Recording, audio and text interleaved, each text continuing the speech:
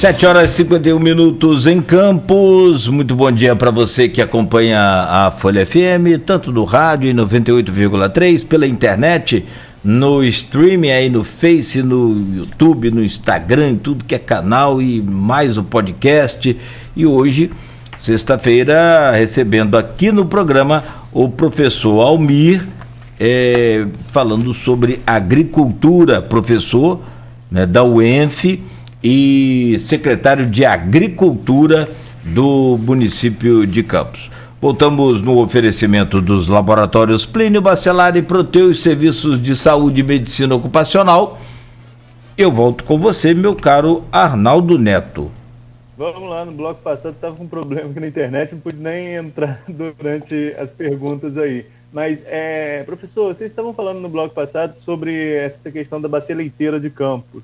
E o município vivia a expectativa aí da chegada de um laticínio grande, né, que chegou a ser anunciado que seria instalado aqui em Campos, e parece que agora perdeu esse laticínio para outro município. Isso impacta muito? Existia uma expectativa muito grande? Como melhorar a produção da bacia leiteira realmente nessa questão de beneficiamento do produto?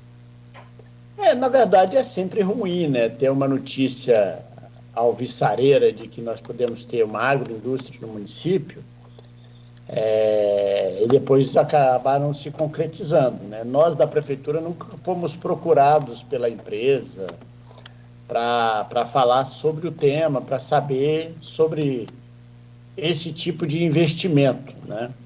E a informação agora é que pode ir para Itaperuna, o que ajuda a região também, né? Mais um sistema de escoamento. Eu, pessoalmente, sou muito fã do modelo local de desenvolvimento. Eu acho que esses grandes empreendimentos da agricultura, nem sempre, apesar de trazer emprego, e hoje nem traz muito emprego, porque é tudo muito automatizado, né? A gente ouve falar, por exemplo, a empresa vai instalar em Itaperuna e vai botar um entreposto em Campos.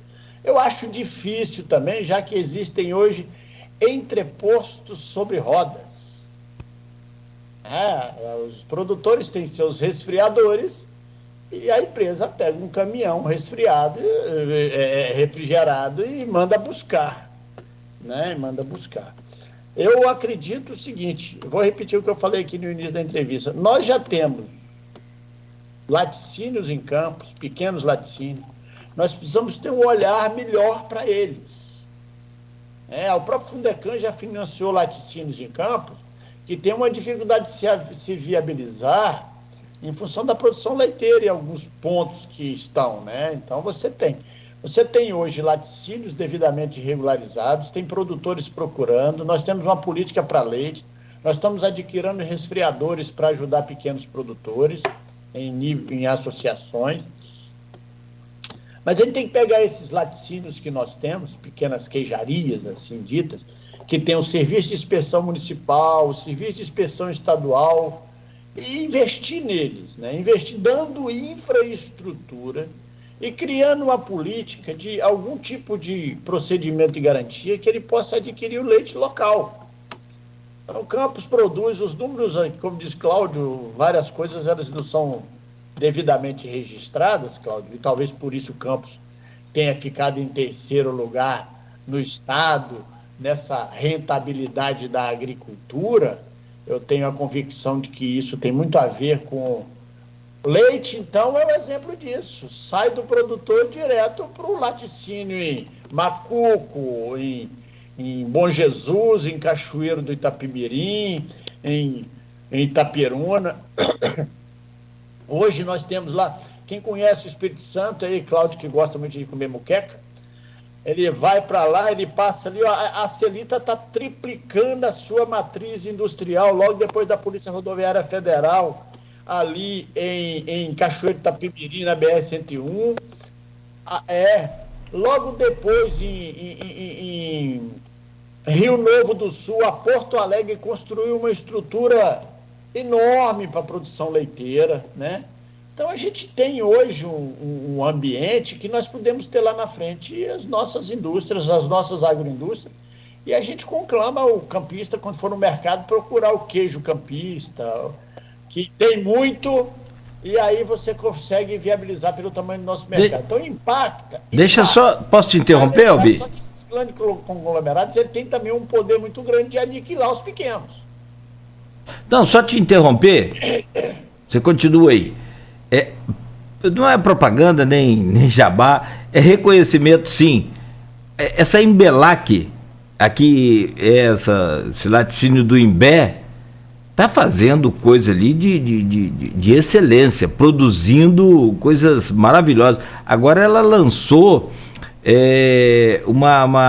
além de aquela bolinha de queijo para churrasco, aquelas coisas todas, ela lançou, tem um produto, burrata. Meu pai eterno, a burrata é sensacional, e eu já comi a burrata que eles produzem, é um negócio fantástico.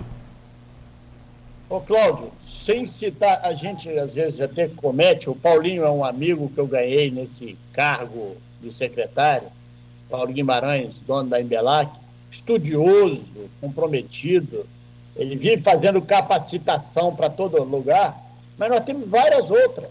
Nós temos a Bom Paladar, nós temos a Macabuzinho Santa Cecília, hoje no supermercado como Super Bom, queijo Santa Cecília, se o campista quiser olhar, olha lá, o queijo Santa Cecília é produzido em Campos, com CNPJ em Campos, produz um queijo fantástico, um queijo curado, muito bom, tem a doce puro leite de Rio Preto, tem várias outras. Mas, assim, vai lá na Embelac e tenta sair de lá e vai ver a condição da estrada que o Paulinho utiliza para escoar a sua produção. É absurdo aquilo lá. Aquilo não tem cabimento um negócio daquele. Então, assim, a gente tem um potencial enorme para leites, produtos lácteos, que a gente produz muito pouco, sabe?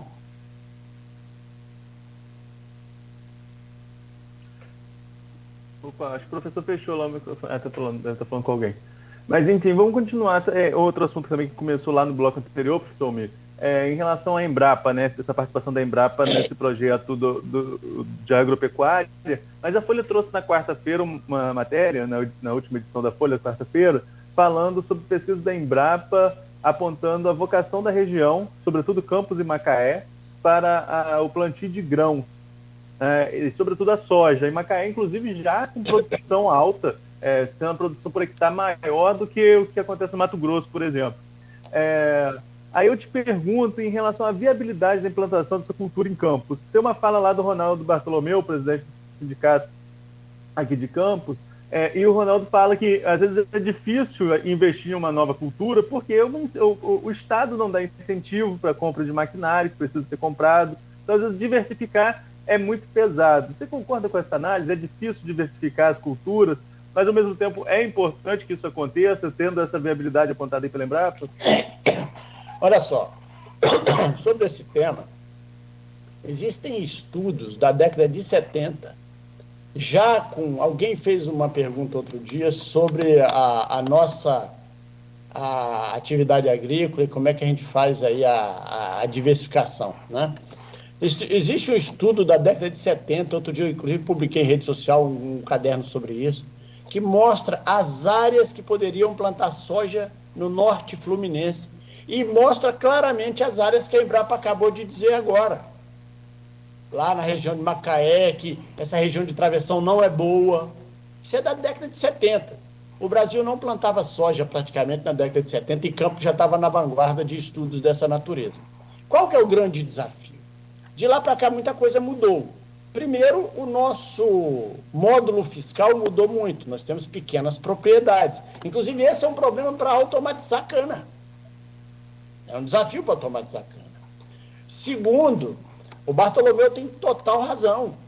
Adquirir equipamentos no Rio de Janeiro, o sistema de produção do Rio de Janeiro é aniquilado pelo sistema de impostos do Rio de Janeiro, das cobranças, de taxas bancárias, de taxas cartoriais, de impostos sobre máquinas, que inviabiliza. Então, para produzir. E terceiro, quem é o nosso competidor para competir com a produção de soja? Nós estamos preparados para competir com ele? Com o modelo que nós temos no Goiás, no Mato Grosso, hoje no Maranhão, no Piauí? Nós não estamos preparados. Quarto, é que usar aquela área de Macaé como referência não é legal, não é bom. porque aquilo é um filé mignon dos solos do Rio de Janeiro. É conhecido ali na região, que é a Baixada da Severina. É um solo riquíssimo, plano, já tem total automatização de um único produtor. E esse produtor, inclusive, tem confinamento bovino em grande escala, que é um desafio. Então, assim, a produção de grãos no estado do Rio de Janeiro, na nossa região, no nosso município, ela é um desafio enorme. Agora, pode servir como, por exemplo, meiose, que é plantar junto, que é depois da cana fazer uma safra de soja.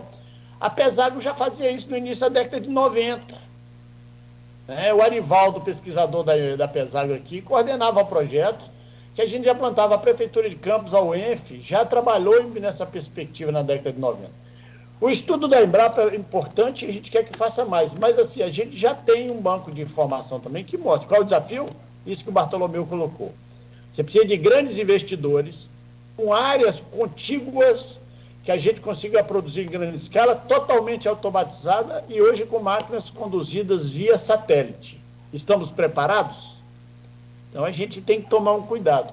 O desafio, por isso que eu sempre falo, nós já temos aqui cana que precisa melhorar,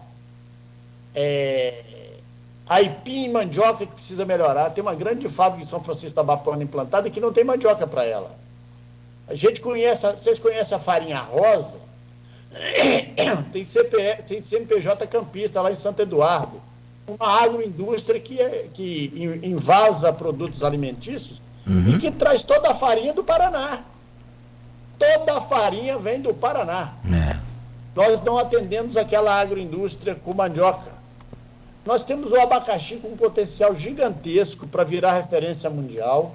Nós temos o leite e várias atividades menores que a gente consegue automatizar, consegue irrigar. Eu acho difícil, sem grandes investidores do mercado de soja, de milho, a gente fazer isso. Mas nós vamos ter que criar um movimento e a Prefeitura está trabalhando para isso, para que nós tenhamos aqui milho e soja a preço de Conab, Companhia Nacional de Abastecimento, que isso nós vamos precisar.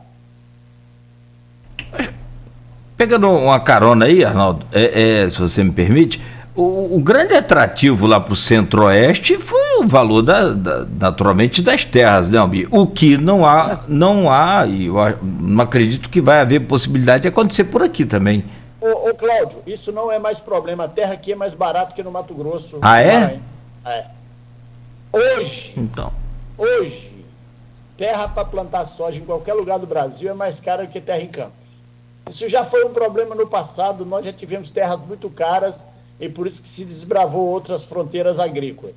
Hoje, um hectare de terra para plantar soja na região de Sinop, Sorriso, Lucas do Rio Verde, é muito maior do que aqui, para você ter ideia. Professor Almir, tem um outro assunto que é sempre recorrente quando a gente fala da agricultura em campos, da agricultura pecuária, que é a questão dos canais, e tem uma pergunta aqui do Edmundo Siqueira. A limpeza e conservação dos canais é um ponto nevrálgico para a produção agropecuária do nosso município. Temos o segundo maior canal do mundo, o Campos Macaé, perdendo apenas para o canal de Suez, no Egito.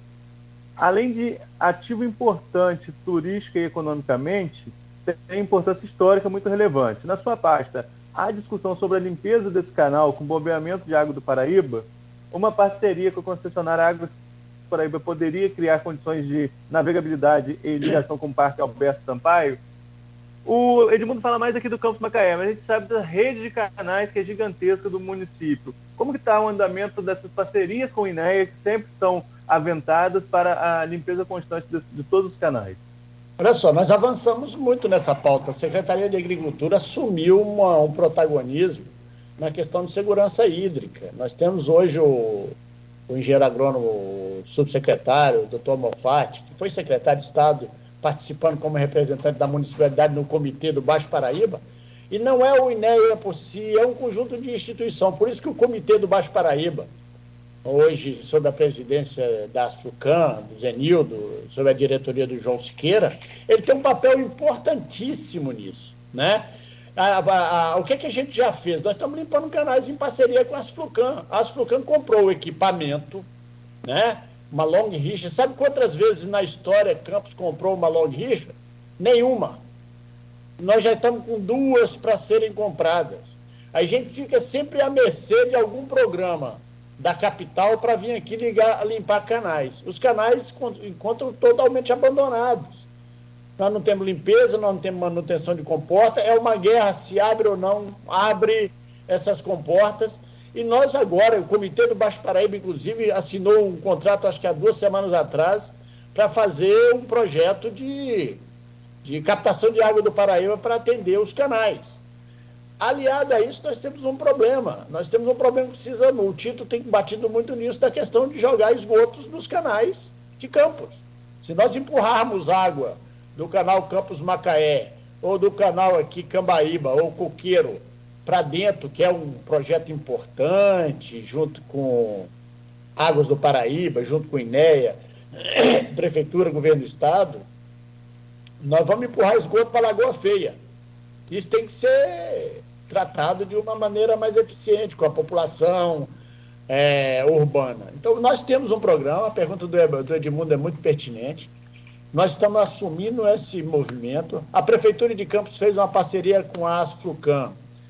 A Asflucan entrou com a máquina, a Prefeitura entrou com combustível, o convênio já está em vigor, e por isso que essa máquina já limpou, eu acho que, eu não tenho o número atualizado, mas uns 60, 70 quilômetros, já limpou facilmente, de uma maneira muito eficiente e sabedouros. Somos nós, campistas, que sabemos disso, de onde efetivamente os serviços podem começar e onde estão os gargalos nesse processo. Nós precisamos investir, por isso que nós temos emendas parlamentares já direcionadas para a aquisição de máquinas, para que nós tenhamos em Campos um protagonismo de liderar onde é que ele vai fazer. Isso que ele falou aí de turismo, quer dizer, o canal Campos Macaé, a limpeza, jogando a água do Rio Paraíba para mantê-lo limpo, porque o que mantém um canal limpo é água, né? O que mantém um canal sem vegetação é água. Se você tira a água ou coloca pouca água e entra ali algum esgoto, essa água ela eutrofiza, né, é a palavra técnica, ela se enriquece e a vegetação cresce e acaba piorando tudo. Nós já contratamos, tem pelo menos uns 20 funcionários pagos pela Prefeitura cuidando de limpezas de canais, em parceria com a Asflucan, que é a política que a gente acredita, onde as associações de produtores vão junto com a gente, definindo coletivamente onde quem tem que fazer. Então, respondendo a Edmundo, a gente depende muito do que o Comitê do Baixo Paraíba tem feito, porque lá estão todas as instituições responsáveis pela manutenção e pela política de manutenção dos canais. E, por fim, lá no canal Coqueiro, lá em Barra do Furado, nós temos um problema sério. É que ele tem que ser limpo, né? Desassoreado para os pescadores entrarem no canal para tirar sua produção pesqueira. Então, nós estamos fazendo um projeto em parceria com a colônia de pescadores, sabe? Para que a gente mantenha aquele canal desassoreado e, quiçá, no futuro, nós tenhamos ali um ponto de embarque e desembarque dos barcos do Farol de São Tomé para atender aqueles frigoríficos que tem no Farol e que, vez por outra, e essa vez por outra é quase sempre, tem que buscar peixe em Santa Catarina, no Espírito Santo, porque o nosso pescador não consegue desembarcar o peixe do Farol de São Tomé. Só para pegar também uma carona nessa questão dos canais aí, Campos tem quase 1.500 quilômetros de canais, é um dos maiores sistemas de irrigação, né, do mundo, né, a irrigação artificial, e que de fato não funciona, e onde funciona é uma guerra. O Almir falou agora aí, lá em Retiro, por exemplo, o Canal das Flechas ali, também naquela região, minha nossa mãe, tem 14 comportas ali, parece que só 4 funcionam.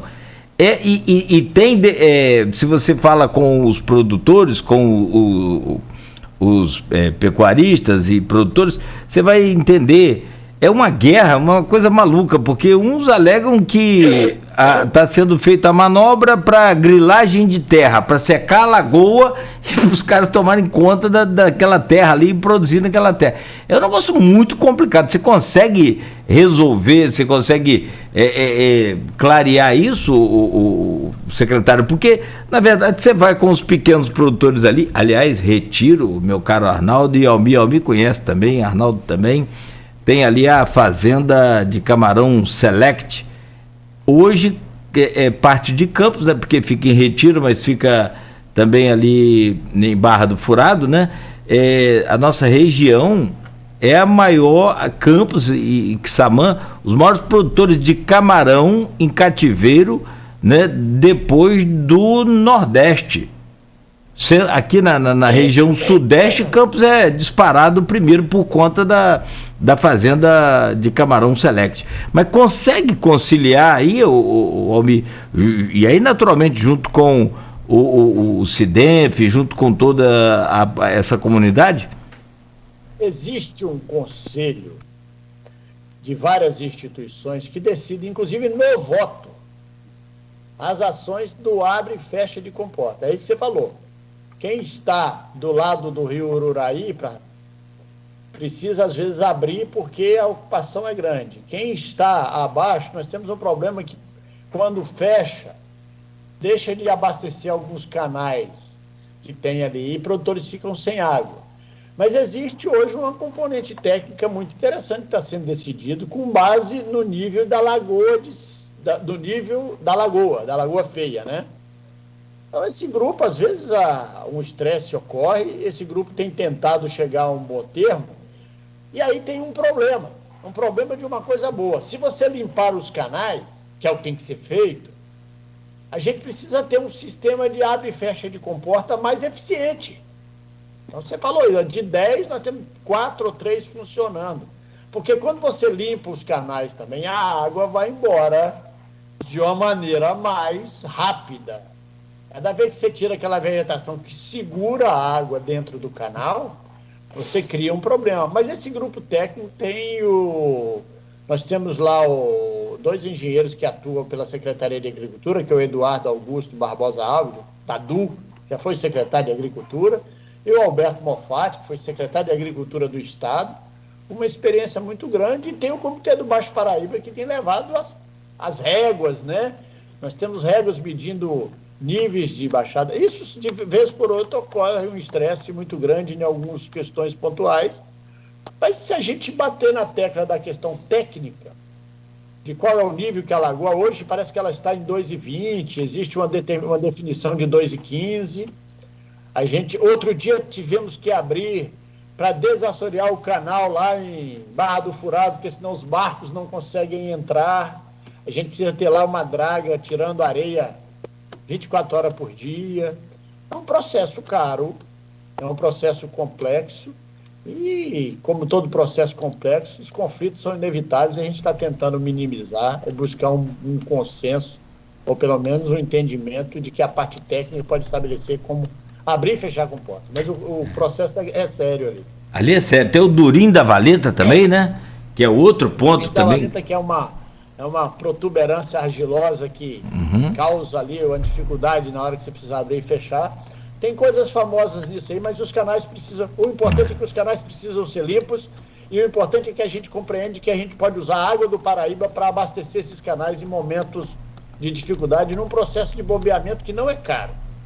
Agora, na minha opinião, eu acho que não vale nada, mas pelo menos eu emito a si mesmo, só para fechar o bloco aqui. Na minha opinião, se não houver uma penalização, e aí eu digo coisa séria, severa, para quem polui aí os canais, né, a gente não vai conseguir. Você vai conseguir irrigar, que você falou, não é tão caro assim bombear a água do Paraíba para alimentar os canais, não é coisa de, né? Em determinados momentos até eu não sei, mas o nível do Paraíba faz isso sozinho, não vai ser bombeamento o tempo todo, mas se não houver uma punição, uma penalização, porque esses esgotos eles são jogados clandestinamente nos canais. Me permite aí, que é uma coisa que me deixa muito indignado, são 2 coisas, isso e lixo nessa cidade. Nós precisamos de um grande movimento, Eu estou falando do campo. Você vai para o campo, você vai daqui no Farol do São Tomé, parece que a beira da estrada virou lugar para depósito de qualquer coisa. Restos de obra, restos de planta. A cidade precisa de um grande processo educacional para que a gente melhore, todos nós, essa questão do descarte dos resíduos. A gente está falando aqui dos canais, o canal belíssimo como é o Campus Macaé aqui dentro da cidade, né? Aqui o canal Cambaíbe Coqueiro, aqui mais perto, mas a gente precisa de um grande movimento punitivo, sim, mas também educacional, para que a gente possa aprimorar. A gente sabe daquela máxima que parece que o ser humano só aprende quando quebra a cara, né? Então, mas a cidade tem passado por um momento difícil. Realmente, a quantidade de lixo jogado em qualquer canto, de qualquer forma, e não são pessoas carentes, né, como a gente às vezes costuma colocar, são pessoas que param carros bons, e param na beira de uma rua qualquer e sem o menor pudor, puxa aquilo e se alguém parar para criticar ainda é ameaçado, né? Então é um negócio que a gente precisa, me desculpe aqui o desabafo, mas isso me deixa muito triste, a cidade não merece isso não. É por isso que eu sou bem, por isso que eu não sou nada também, mas é meio radical. Você é importante no processo, todos nós somos, e a gente precisa trabalhar coletivamente para melhorar tudo. Cobrar de um lado, cobrar do outro. Na agricultura é a mesma coisa. Me permita, já que eu vou falar aqui, estava falando de leite, é a mesma coisa quando você coloca um resfriador de leite para produtores usarem coletivamente. Se não tiver uma responsabilidade individual, aquele resfriador não serve para nada. Se um agricultor fizer uma bobagem, se um agricultor tiver uma vaca com problema de sanidade leiteira, uma mastite, uma mamite, uma coisa assim, ele vai ter problema para todo mundo. Então a gente tem que ter uma ideia de cidadania, de coletividade muito forte para que a gente possa viver melhor. Eu tô meio descrente, sabe, professor? Nada, não podemos perder. Não descrente com o sistema, descrente com muitos seres humanos. O negócio está muito complicado, porque aí entra a coisa da multa, porque se dói no bolso, o brasileiro bota o pé no freio. A mesma coisa de essas motos aí na contramão, em campos, para cima, para baixo.